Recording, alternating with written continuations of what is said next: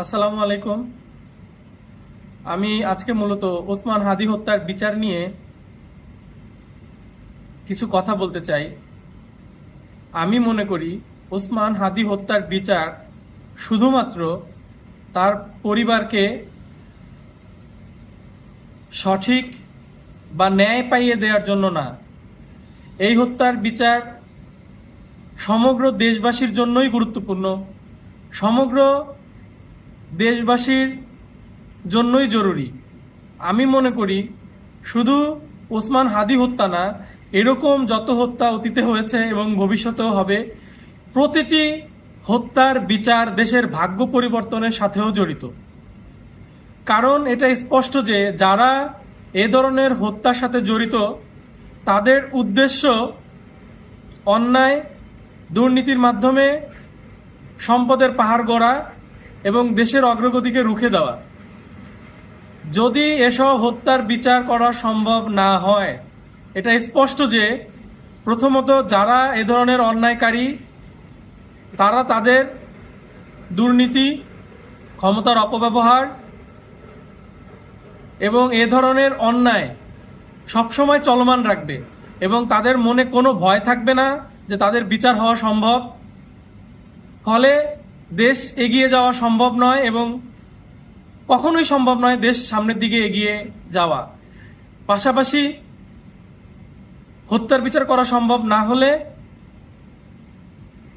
আমরা কখনোই এমন মানুষ পাবো না যারা এ ধরনের দুর্নীতির বিরুদ্ধে কথা বলবে, অন্যায়ের বিরুদ্ধে সামনে এগিয়ে আসবে। যদি আসেও তাহলে তাদেরকে পদ থেকে সরিয়ে দেওয়া হবে এবং পদ থেকে সরিয়ে দেওয়া হবে কারণ হত্যার তো কোনো বিচার হয় না।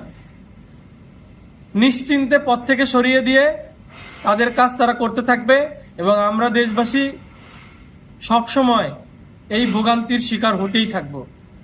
এজন্য নিরাপদ বাসযোগ্য দেশ গঠনে প্রত্যেকের জীবনের নিরাপত্তা বিধানের লক্ষ্যে যত বড় অপরাধকারী হোক না কেন তার বিচার করা অবশ্যই কর্তব্য এবং অবশ্যই তার বিচার নিশ্চিত করতে হবে।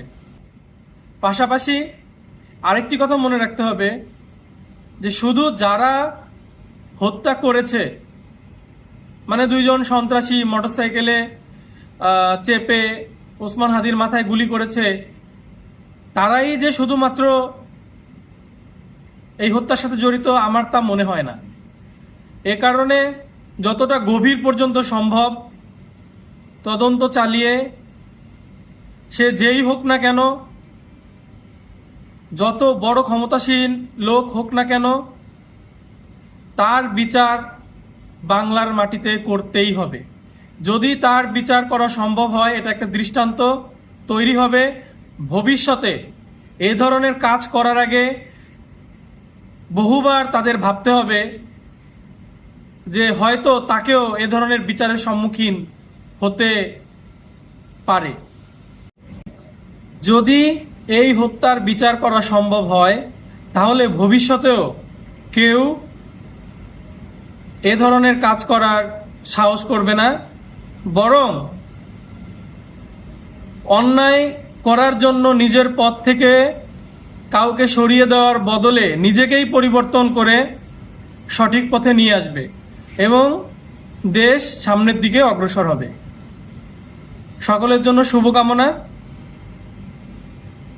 আসসালামু আলাইকুম ওয়া রাহমাতুল্লাহি ওয়া বারাকাতুহু।